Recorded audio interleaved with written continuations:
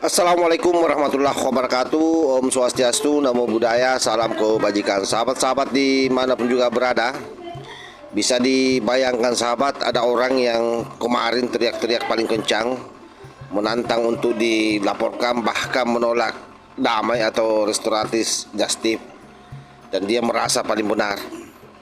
Itulah Kosinudin. Luar biasa. Hari ini justru kemudian mengamuk pasca diadakannya gelar perkara khusus. Kenapa? Karena sangat kaget dia ketika diperlihatkan di jasa Pak Jokowi. Dan kurang ajarnya karena kemudian menuduh polisi melakukan kriminalisasi kerjasama dengan Pak Jokowi. Dan hari ini kita menyaksikan bagaimana dia merengek minta kekuasaan menghentikan hukum yang sedang berjalan. Jadi dia mengemis-ngemis ke Pak Prabowo sahabat agar kasus Roy Panci CS ini dihentikan. Menurut saya ini adalah potret kepanikan yang dibungkus drama hukum.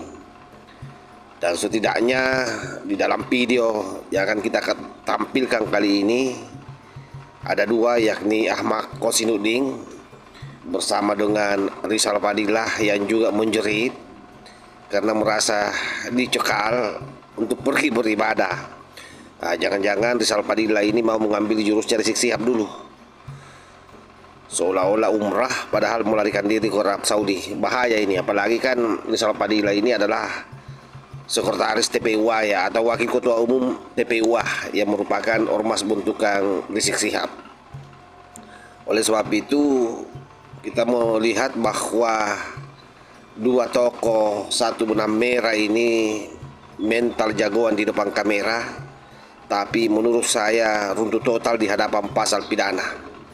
Hari ini kita akan membongkar kenapa amukan mereka bukan lagi perlawanan moral, tapi merupakan sinyal ketakutan. Ini dia videonya sahabat. Mas mengatakan bahwa Presiden Prabowo juga ada kemungkinan akan dilibatkan dengan memberikan abolisi tadi ya, kalau saya tidak salah. Bahwa kasus ini harus dihentikan dan Presiden harus turun tangan dengan memberikan abolisi terhadap perkara ini. Tidak akan pernah ada sidang pengadilan untuk menunjukkan ijazah Jokowi. Saya menduga kuat orang-orang yang sedang menarasikan perdamaian dalam kasus ini tidak lepas dari agenda besar Jokowi untuk keluar dari persoalan. Pak Jokowi takut kepada RR. Iya, kalau itu takut, seberapa takut? Ketakutannya itu sudah sangat luar biasa sampai dia berusaha membangun tuduhan. Menuduh ada orang besar. Anda yang menuduh ada agenda besar. Buktikan saudara Jokowi. Kalau terjadi restoratif justice, wah nama Jokowi menjadi harum. Karena dalam konsep restoratif justice, seolah-olah Jokowi menjadi korban pencemaran, korban fitnah. Seolah-olah pelakunya ini meminta maaf, minta damai, kemudian dipulihkan kehormatan Jokowi melalui restoratif justice. Terjadi perdamaian, SP3 dengan alasan telah terjadi perdamaian. Wah, hebat sekali saudara Jokowi Dodo. Apa yang terjadi hari ini di Aceh, Sumatera Barat, dan Sumatera Utara itu adalah bencana ekologi akibat bencana politik dari kebijakan-kebijakan, keputusan-keputusan selama periode 10 tahun Jokowi. Sudah lihat kan bagaimana Kosinudin ngamuk-ngamuk, dari silahkan laporkan ke polisi, lalu kemudian tolong dihentikan kasus ini Pak Prabowo. Betul-betul kalau kita melihat dulu narasinya, wah luar biasa. Kami siap dilaporkan, tidak perlu damai, kami adalah pejuang kebenaran, dengan nada tinggi dan dada yang dibusungkan. Jokowi digambarkan seolah-olah sebagai seorang penakut. Betapa kurang ajarnya ini Kosinudin, mempermainkan hukum.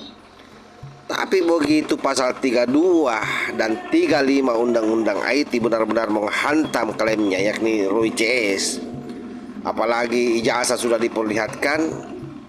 Nah, inilah yang terjadi sahabat.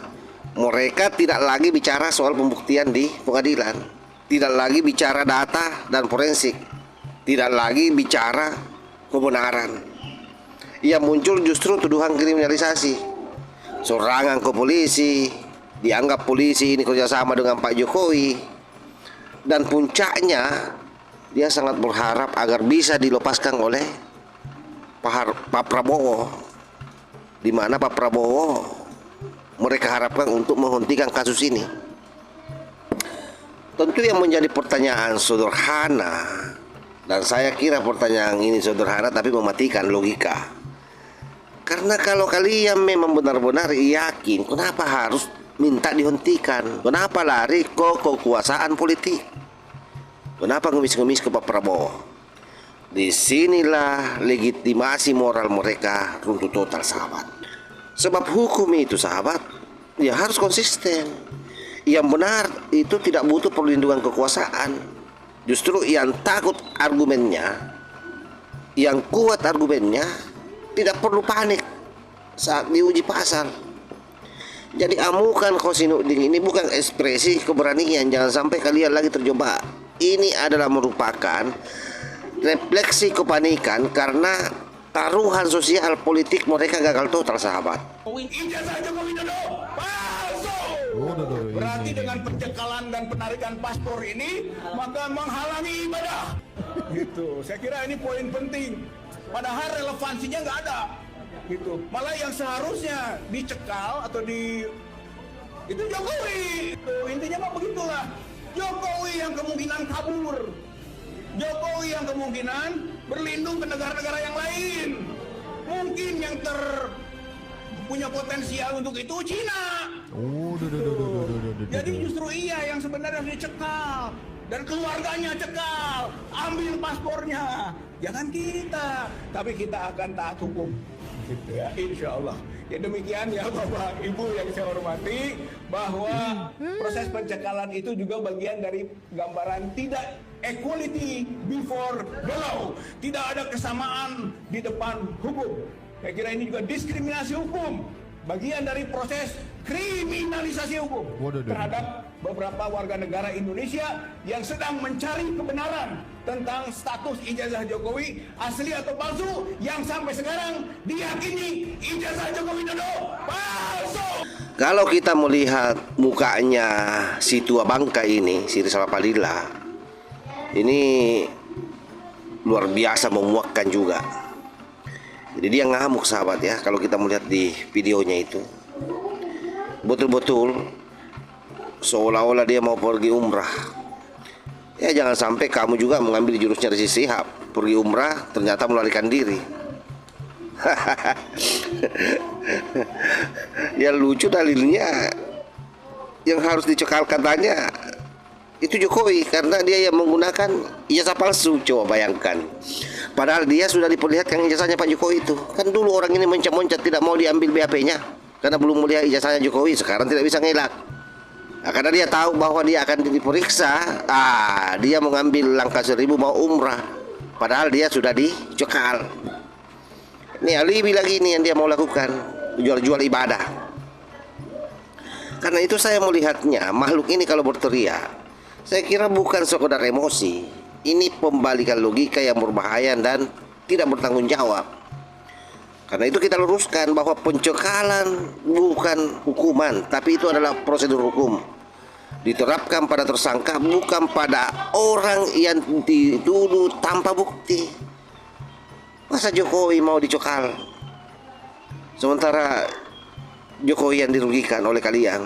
Kurang ajar namanya ini. Ini orang tua yang tidak tahu diri, yang paling membuat saya muak. Kalau melihat videonya, gantung Jokowi. Teriakan-teriakan seperti itulah yang selalu keluar dari congornya ini. Makanya saya bilang seharusnya orang ini juga dikandangkan selama-lamanya. Dijadikan dia satu paket dengan teroris. Jangan masuk di klaster 1, harusnya dia ini masuk klaster kedua. Biar dia membusuk di penjara. Kurang ajar. Ya ingin bebas dari proses hukum, tapi tetap ingin menuduh orang lain bersalah. Karena itu sekali lagi saya garis bawahi bahwa apa yang dilakukan oleh mereka ini bukan keberanian. Ini disebut dengan mental lempar batu sembunyi tangan. Kalau merasa disolimi, hadapi proses hukum, uji bukti di pengadilan, atau setidaknya kau lakukan pra peradilan. Bukan malah menggunakan simbol agama untuk menekan hukum. Jual-jual umrah, jual-jual haji, kan bahaya yang seperti ini. Bisa-bisa memancing lagi kemarahan umat Islam. Kita tahulah mereka ini memang paling sering memainkan isu-isu agama, sahabat. Menuduh balik tanpa putusan, Jokowi yang harus dicekal. Aduh, betul-betul menggiring emosi publik agar lupa status hukumnya sendiri. Nah, di titik ini saya kira apa yang dilakukan oleh Rizal Padilla ini tidak lagi soal umrah, sahabat. Jangan sampai terkecoh. Ini soal tidak siapa menghadapi konsekuensi hukum. Jadi apa yang kita saksikan ini mulai dari video Khosinudin, video Rizal Padilla, saya kira dua video ini betul berbeda tokoh tapi satu pola yang sama. Berisik di ruang opini, tapi tumban di ruang hukum. Lalu alih-alih menyalahkan sistem, menyalahkan polisi, menyalahkan Jokowi, dan berharap Pak Prabowo turun tangan. Nah, kurang ajar kan? Ini bukan perlawanan terhadap ketidakadilan, tapi ini penolakan terhadap akuntabilitas. Dan justru disinilah publik melihat dengan jernih mana kritik yang tulus, mana manuver politik yang gagal. Jadi Rizal Padilla dan Khosinudin ini, sekali lagi sahabat, ini harus dibol ya secara besar-besar. Dia tidak sudah memperjuangkan yang namanya kebenaran. Mereka sudah mempertahankan narasi yang sudah kalah di jalur hukum. Muka mereka sekali lagi tidak memperkuat argumen, tidak membersihkan namanya, tidak menambah simpati publik. Sebaliknya justru membuka kontradiksi, melanjangi kepanikannya sendiri, dan meruntuhkan klaim moral mereka sendiri, sahabat. Karena itu selalu saya bilang bahwa yang namanya hukum itu tidak butuh teriakan. Kebenaran itu tidak membutuhkan yang namanya drama. Dan mereka yang benar tidak akan takut pada pasal apapun. Dan sejak awal mereka paling siap. Jika sejak awal mereka paling siap dilaporkan, maka satu-satunya sikap terhormat hari ini adalah hadapi, buktikan, jangan merengek seperti anak kecil. Wallahul muwaffiq ila aqwamit thoriq. Wassalamualaikum warahmatullahi wabarakatuh.